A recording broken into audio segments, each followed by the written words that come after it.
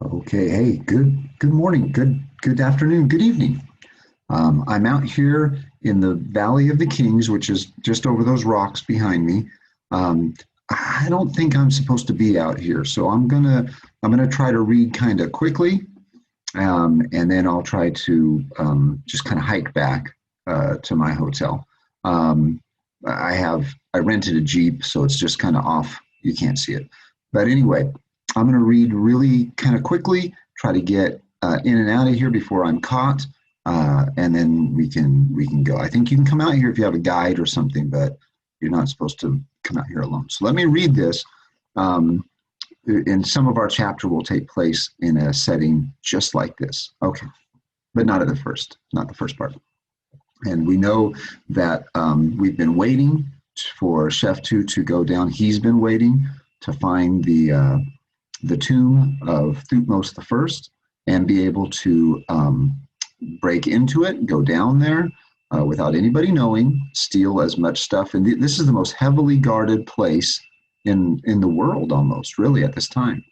So we will read about him. And remember, Jajet, he was the one of the priests that in the priesthood that is on their side. He's going to be there. And remember the two diggers. They got two diggers to help them dig out that area, but they've got to get past the guards. So let's see how they're going to go about doing that. But we'll be at I think we started a party here first, but we'll see. All right, so this is chapter 17, the mark of 5. Ra, the sun god, had once more sailed his golden bark across the sky of Egypt. That's the sun. Over the high blue dome and into the west he had moved, and from time immemorial, unhurried, serene, remote from the anxious scurryings of his white-clad worshippers below, he left darkness in its wake. And as he dropped behind the desert hills and began his night's journey, slow journey, through the land of the dead. Now long hours passed as he sailed the dark river. At last he climbed into the east again, heralded by a rosy glow, bringing a burst of radiance as he crossed the horizon. Incense rose on the morning air from 1,000 altars. Cries of thanksgiving and entreaty came faintly to his ears, and the smoke of burned offerings assailed his nostrils. He was indifferent, aloof, rigid in his perfection, wreathed in everlasting flames. He sailed slowly to his zenith and down his unchanging path once more into the west. That whole paragraph was just describing how the sun rises in the east, sails over the sky, and sets in the west. It was half after the mark of 4, and Lord Mereb's party for the governor of Cush was at its height. At each end of the long reception hall stood tables loaded with refreshments, draped with flowers. Slaves hurried in and out among the beribboned columns, pouring wine, placing cones of scented ointment on the heads of guests, and replacing necklaces and lotuses with fresh ones. 2 bands of musicians played alternately. Dancing Girls whirled. Lord Sheftu stood beside a garland-hung column near the courtyard door, smiling serenely at the long-drawn hunting tale of His Excellency Pesur, master of granaries, and wishing him and his ever-wagging tongue at the end of the earth. A fool at best, Pesur was a cursed nuisance now, chattering away the precious moments. For Lord Sheftu to be seen at this reception had been important. For Sashai to escape unnoticed was becoming more vital every minute. Remember, he's playing two people in a way. A vision of the water clock formed in Sheftu's mind, because Sheftu is Sashai. Sashai is Sheftu. The water clock formed in Sheftu's mind, with its level rising nearer and nearer the mark of 5, when he must meet Djet and the others in the city of the dead. Well told, friend Pesur, and bravely done. I can see your arm hurls a mighty spear. And now if you will excuse me, he's trying to be polite to this guy who keeps talking. But no, Pesur was off again, on desert lions this time, then veering to court gossip without a pause for breath. Chef Two gazed across the room, his head aching from the heavy fragrance of wine and perfume, and from his own exasperation. The laughter of women tinkled about him. They lifted jeweled hands to sip their wine, or held lotus blossoms to one another's nostrils with gestures of stilted grace, and occasionally cast lingering glances at young Lord Sheftooth.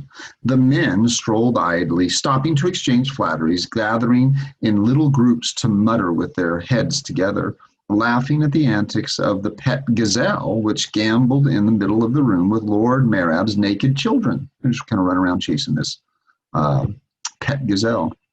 And yonder beyond the children stood Count Cockpepper, his handsome leonine head bent in thought. Chef Two would have given his largest storehouse at that moment to know just what the Count was thinking. Was he brooding about those vineyards the architect had stolen from him? Or remembering the days of his youth when he had been a commander of archers for the old pharaoh? Or reflecting on the plight of those same proud archers now, whose shrunken ranks and poor equipment Chef Two had only a few moments earlier been describing to him? I must find out, thought Chef Two. It is dangerous to leave it like this. Yet outside the light was fading, the minutes stealing away. Oh, Cyrus, would this chattering Pessieur never leave off? Most attentive to the Canaanite princess, have you not, Lord Chef Two? Chef Two snapped alert. I beg your pardon. Aha, now the truth, man. Pescier's wig was slightly askew, his broad face flushed with delight at his own joke. Tell me, is it the princess's embroidery that attracts you? Or could it be the blue eyes of that little interpreter who goes with her everywhere? Fortunately for Chef Two, there was no need to answer. Pessier was content with his own roar of laughter and went on talking immediately. Aye, you're not the first one, I'll wager, my friend, and it's certain you won't be the last. She's a well-favored little maid. Where the devil did they find her? I believe, said Chef Two distantly, she joined the princess's suite at Abydos. Look, yonder, my lord, they bring the mummy. A pair of slaves had appeared from the hall of pantries, carrying between them the wooden image of a mummy, rigid and death-like in its painted wrappings. Other slaves bearing huge garlands, bowls of wine, followed the displayers of the rigid one. According to custom, the procession began a circuit of the room chanting, "Gaze here, drink and be merry. When you die, such will be you." Amid loud laughter and cries of thirst from the guests, even Pessier surged after the wine carrier's cup aloft, and Chef Two seized the moment. He walked swiftly around the other end of the room, where Count Cockpepper was already moving toward him. They met in a half-concealed alcove near one of the refreshment tables. The Count was a large, shaggy-browed, handsome man of middle age, and he at once came gruffly to the point. I have been thinking of what you told me, Lord Chef Two. Can you swear it is to its truth? Sacred Maud herself would swear to it. Excellency, the troops were in a sorry plight, half the archers bareheaded, and none of them paid. And the regular army is worse yet. Should our enemies choose to attack us some fine morning, Egypt would be defenseless. Monstrous, muttered the other. I knew not of it. Her Radiance and Count Senmut keep these things a closely guarded secret. That scurvy architect. Yet he is her favorite. I have reason to believe his situation is far from stable at the moment. I took a hand in this matter of the bodyguard. Good, grunted the Count. If we could be rid of him. Excellency, think further. Would her next favorite be any different? Chef Two brought his lips close to the other's ear, dropped his voice to a mere breath. Egypt must be rid of her, too. Cockpepper's heavy brows drew hard together. In a voice equally low, he muttered, You speak treason, my lord. Is it treason to oust thieves, to rid Egypt of enemies? I am not alone, Excellence. Behind me stands an army, nobles, priests, common folk, as well as armed soldiers, waiting only my signal. Your future lies with us, not with Hatshepsut, and the time is near. Cockepper moistened his lips, flashed a look at Sheftu. Nobles, he murmured. Aye, nobles in plenty, those who love Egypt and know which barrel holds the fish. The Count was silent. He seemed scarcely to breathe. After a long pause, he murmured, I am a wealthy man, Lord Sheftu. You could be wealthier. Again, Sheftu waited, knowing the crucial moment had come. How much? Said Cockepper softly. By half again. The heavy brows shot up, and Sheftu straightened, smiling to himself. Another great one had found his price. The Count drew a long breath and met his eyes. I, too, love Egypt. You have my full support against those who prey on her. When you need me, call, and may the gods smile on our cause. So he just paid him off to be on their side against Hatshepsut. Turning abruptly, he walked away across the room. Sheftu's satisfaction was not unmixed with irony. It was surprisingly easy, he reflected, to promise a fortune one had not yet got one's hands on. Getting it was going to be a different matter, yet get it he must. He had made half a dozen such promises on the strength of his plans for tonight, going into where I'm at in the Valley of the Kings. And this one had made him late. A moment later, he slipped out the courtyard door unnoticed and raced for his chariot. It was well past the mark of 5, and dusk was gathering over the city of the dead. From the low palm-thatched buildings, workers were merging, stonecutters powdered with granite dust, embalmers bent with weariness and smelling of natron and spices, yawning glassmakers, scroll copyists rubbing their eyes, gold artisans, weavers, potters, carpenters, jewelers.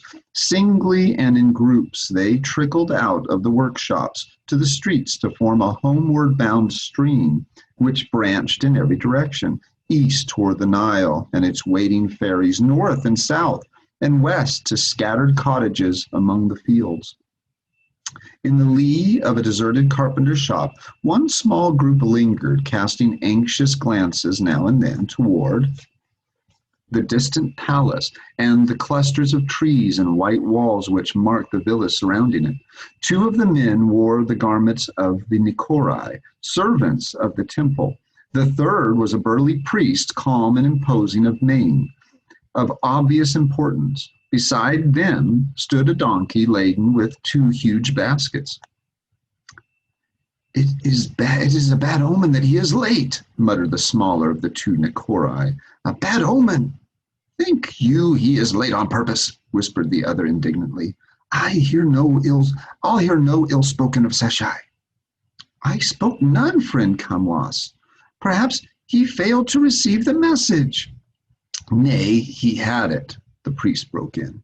Once more they fell to scanning the crowd in anxious silence. Suddenly a figure in the long robe of a lesser priest moved along the shadow of the next building, and in a moment was beside them, breathing heavily. I could not come sooner. Let us start at once. We have a long way to go. Without further talk, that priest was Seshai, or Sheftu, dressed up as a priest. Without further talk, the 4 struck out westward through the crooked streets, past the mud dwellings and the fields out across the broad stretch of desert that lay beyond. Their white garments turned pink with the sunset as they moved nearer and nearer the dark blue shadow of the western cliffs right behind them. And finally, they were swallowed one by one in a defile in the face of the rock. The stones of the steep and narrow path pressed sharp through Sheftu's palm leaf sandals, and he sweated with nervousness under the priest's heavy wig and tent-like cloak. Ahead trod the jet, his broad back solid and his head erect. Sheftu thanked the gods for that stoic figure, His own composure had been sorely tried by the venture's inauspicious start. His tardiness, the frantic rush to the meeting place, and the disturbing memory of a certain remark of Passeur's, the guy he was talking to that was like the windbag telling how cool he was. He felt confused and harried, but he could rely on Dejet, and on the diggers too, he thought. Loyal Camois and Usur, the weaver, both good men. He cast anxious glance over his shoulder at the donkey. Its great side baskets hung heavy, laden with stones under a top layer of innocent funerary offerings. It was well they must hang heavy indeed now, if they were to appear almost empty when coming out. So they're going to try to trick the guards to show that they're heavy now and that they're not so heavy when they come out, because they're still going to have a bunch of treasure in there. When coming out, would they really be coming out a few hours hence, with their mission accomplished and the baskets loaded with inestimable treasure? It was too far ahead to think of. Best wonder whether they could even get in. Sharp-eyed guards waited up ahead at the entrance. The Valley of the Tombs was the most jealously watched area of land in all of Egypt.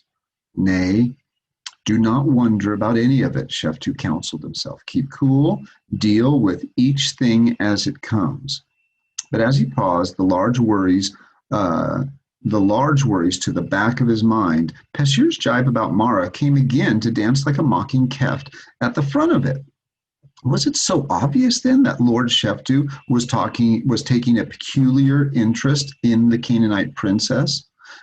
It was too bad those few casual meetings had been noticed. Worse, even dangerous, that Mara had been singled out as the real object of them. Worst of all for Lord Sheftu's pride was the fact that his own powerful but secret attraction to those lotus blue eyes was apparently no secret at all, but plain enough for even a fool like Passeur to notice and comment on. Was he as transparent as a schoolboy in the first stages of puppy love? It was humiliating. However, if the court gossip thought him merely smitten with a pretty maid, perhaps they would inquire no further into his motives. Perhaps. The path turned and twisted, winding upward through the cleft in the hills. At last, the palm-thatched hut of the guard station showed ahead in the dusk. Dejet turned to smile at Sheftu. His moon face was pale and set, but his voice steady. The delay did not matter. It is the right hour, my friend. We planned well. Aye, Sheftu returned the smile with stiff lips, then murmured to the diggers, Speak no word, remember. Gravely, the little procession moved out onto the barren hilltop toward the hut. A guard appeared at the doorway, then stepped out, followed by another. But thanks to Dejet's careful planning, they carried no torches, for it was not yet full dark. Sheftu was profoundly grateful for the semi-gloom when the guards came forward to peer into their faces. You have permits to enter here? One asked gruffly. Dejet advanced a step, his bulk imposing, his carriage haughty. My good man, I am Dejet, priest of the Sem rank and second official of the necropolis. I need no permit. Now hearken. Have you seen or heard aught suspicious in the valley in the past 2 days? Suspicious? No, Excellence. The first guard's tone had become more respectful, but the second was staring at Dejet closely and did not add the excellence. You mean robbers? He demanded. I will ask the questions, said Dejet coldly. There has been a report that the tomb of His Majesty, the first Thutmose, has been disturbed. What do you know of it? Nothing, Your Holiness, gasped the first guard. I swear by the feather of Mot, the truthful one, there has been not a... The report is false, grunted the other. Dejet favored him with an icy stare. I trust you are right, but naturally I must find out for myself. Kindly stand aside. He started forward, but the second guard stayed where he was. his gaze flicking to Sheftu, then to the two diggers, and finally to the laden donkey. "What have you in the baskets?" he demanded. Sheftu could only thank the gods for Djet's convincing air of mild exasperation. "Funerary offerings, of course," said the priest. "Would we come empty-handed to the Great One's resting place?" The guard's heavy face did not change expression as he moved out of Djet's path and sauntered back to the donkey. With a tremendous effort, Sheftu refrained from watching him, affecting an attitude of stolid indifference, meaning he's acting like he doesn't care, but he's sweating, going nuts here. But his very spine tingled as he heard the creak of a basket lid being raised. It might be merely a routine check, but if the guard had even the glimmer of a real suspicion, he would push aside the offerings and see those stones beneath. The lid of the basket dropped. Legs trembling with relief, Sheftu moved forward at Djet's nod, only half hearing the first guard's apologies. They had filed past the hut and actually started down the path into the valley when behind them the second guard spoke again. "Stay!" Once more they halted, but this time Djet's burly back was quivering perceptibly. Sheftu, by contrast, felt a wave of anger sweep aside all the confusion that had been hampering him. Suddenly cool and bold, he grasped Djet's arm reassuringly under the concealing cloak and faced the guard. "You show little respect to His Holiness, fellow. What is it this time? And mind you address him properly." "I mean no disrespect, Excellence," muttered the guard. "But I have my orders, and I'm to let no one pass without a permit. Since you have none, I will have to go with you." There was an instant's appalled silence. Then Djet found his voice jerkily. "Your devotion to duty is commendable. However, there is no need for you to leave your post. My comrade can stay at the post," interrupted the guard stubbornly. "It's my duty to go with you." Sheftu thought fast. Further argument would give them away completely. Even the first guard was beginning to look doubtful now. With a warning pressure on the priest's arm, Sheftu said carelessly, "As you wish." He could feel Djet go rigid, but an instant later, the priest shrugged and started down the path again, as if indifferent to the whole thing. The guard fell in beside him, somewhat sheepishly, to the accompaniment of his comrade's relieved jeer. "Ah, suspicious one. It's a long tramp you'll have for nothing. Until tomorrow, then." "Tomorrow," remarked Sheftu, as they wound downward through the rocks. "Will your friend not be waiting when we return?" "Nay, our duty is over in half an hour," rumbled the guard amiably enough now that he had got his way. "Other men watched through the night." Sheftu allowed himself a moment's grim admiration of the fellow in front of him, plodding along, half embarrassed, but still doggedly doing his duty. If there were more like him, he's talking about the stubborn guard who they're really upset with right now because he's going to ruin their plans. I mean, they're there to break in and steal. And what are they going to do with this guard standing there with him? But now he's also thinking, this guy was off a half hour, will be off in a half hour, but yet because he wants to do his duty and he wants to do the right thing, he's going to accompany them down there. He's going to do more than his extra duty, like overtime. And he's saying, and Sheftu's saying, man, if more people were like this guy, Egypt would be a better place. If there were more like him, the valley would be well guarded. Unfortunately, there would be one less before the night was done, meaning Sheftu's planning on killing him. The last glow of sunset was almost gone when the little procession reached the valley's floor and started out across it. Nut, the starry one, which is another god in the Egyptian pantheon, had stretched her dark and spangled body across the heavens, shedding a faint glitter over a vast, rugged wasteland of craggy buttes and sand and rocks, completely bare of vegetation, eroded, sharp peaked hills and granite boulders loomed here and there, strange shapes like sleeping monsters, still breathing heat from the sun-baked sides into the cool night air. There was Profound, unnatural stillness. Sheftu trod warily, his eyes fixed on the glimmer of the guard's cloak ahead, his ears straining for some sound other than the whisper of the donkey's hoofs on the sand. But in all that desolation, no bird called, no small creature scampered, nothing stirred, nothing lived except themselves. In and out among the crags they moved, deeper and deeper into the valley's heart. At last a jet turned aside into a gully which sloped downward between tumbled piles of rock. He was picking his way, slowly waiting in an agony of suspense. Sheftu knew for some signal as to the guard. They were very near their destination now. Sheftu set his jaw, drawing both hands in through the slits of his cloak.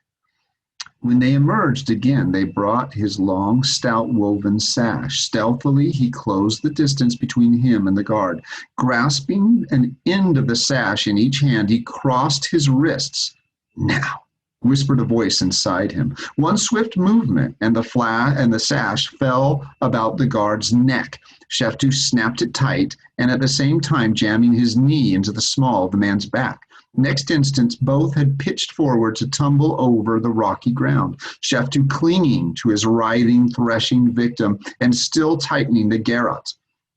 There was a scramble of footsteps, grunted curses as the diggers flung themselves upon the guard's flailing arms and legs. A moment later, they had him pinioned, and Sheftu's muscles knotted for the last strangling jerk, knotted but never released their energy. Slowly, Sheftu relaxed. And as the diggers glanced up in astonishment, he flipped the sash free and used it instead as a gag. Knotting it securely, he stood up. He didn't kill him. He should have killed him. He was supposed to kill him, but he didn't. I wonder why. "You mean to spare him?" whispered Dejet. In the starlight, the priest's face shone pasty white and sweating. "Osiris, what will we do with him?" "Nothing for the present," muttered Sheftu. "Take his sash, you men, and tie him well." He turned his back and walked over to Dejet. He knew he had been a fool to let the fellow live, but he had no stomach for murdering a man whose only crime was stubbornness. It was possible this other plan might work. "He'll be safe enough here, Dejet." "But later, when we return to Thebes," came the priest's frantic whisper. "He will return with us. Nikonk can spirit him away downriver with the others and keep him hidden until it's safe to free him." He's going to try to do that same thing. Take the diggers and this guard, take them downriver, keep them in his other estate, his other home, and then release them after Thutmose has been set on the throne. "What are you saying, my lord? It's the guards at the valley entrance I'm thinking of, the ones who will come on duty with the night. We shall have to explain our baskets all over again. Ammon, help us. Can we also carry their comrade past them, bound and gagged?" "He will not be bound. He will walk among us, but with my knife at his back. He will say only what I..."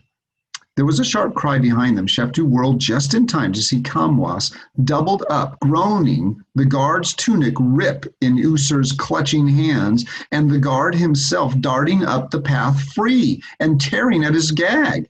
With a curse, Sheftu sprang after him. The guard was stumbling on the treacherous rocks, staggering a little, but he had the gag off now. Sheftu wrenched his dagger from his sheath. "Thieves! Thieves! Help in the valley! Thieves!" The cry rang out hideously, echoing off the sides of the cleft, but the guard had not the strength enough left to both run and shout. With the last "thieves," he staggered into a boulder, saw Sheftu close behind him, and drew his short sword. It clashed once against Sheftu's knife, was deflected by a desperate wrench, freed itself, swung up murderously, then fell clattering to the ground as Sheftu's dagger drove home. "My friend, you die for Egypt," gasped Sheftu.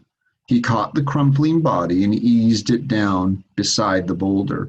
Usur was beside him, and an instant later Dejet. "Master, I could not help it," panted the digger. "I was trying to loose his sash, and he kicked Kamwas as a mule kicks, as a horse kicks." "Be silent," Sheftu leaned against the boulder, struggling to catch his breath, straining his ears for any sign that the guard's cries had been heard. All was silent, except for the crunching of pebbles as Kamwas plodded up the path toward them. Wearily, Sheftu leaned over the guard and retrieved his dagger. Carry him back and put him across the donkey. Get a torch burning, one of you men. A few minutes later, they were making their way by flickering torchlight down the gully. The donkey, with its grim burden, followed, which is the dead guard, following behind along the rocky path. On either side, the barren rock rose higher into darkness. The way wound more steeply down. How much farther? Already the Nile and Thebes seemed leagues away. Sheftu nearly bumped into the priest, who had come to a sudden halt and was pointing, asked, "We have arrived." Slowly, Sheftu extended the torch. There ahead, against the side of the gully, leaned a pile of red granite boulders, the same which had haunted him for 4 interminable days. With an effort, he dragged his eyes away from it. "There is the place," he told the diggers. "Beneath the rubble, at the left, is the door we seek. Dig until you find it." Okay, well, that's always kind of a tough chapter in a way because, the whole idea of the guard dying, the death of the guard, who's an innocent man. He's just an innocent man doing his job. He was guarding what he was told to guard for Egypt. And now he's not going to come home. Now picture it. He has a home somewhere. He may have a wife there waiting for him to return with his dinner on the table, maybe. He might have kids waiting for their dad to return. And now they're not. There's another family now who has lost a member of their family. They lost their husband or their father. And it's a sad thing. It's a sad thing. A man just simply doing his job and unfortunately doing it well. But you have to look at Sheftu's position too. He has to save Egypt. He has to save Egypt from all the untold deaths that Hatshepsut is responsible for. Okay, well, in any rate, we have to end this. I have to get back in my Jeep and go back into town. The next one is chapter 18, By the Dark River. And obviously, it's going to probably be him going into the tomb. So we will descend into the Pharaoh's tomb next time we read, which will be on Monday. All right, guys. Till then, have a great weekend. I'll see you later. Bye-bye for now.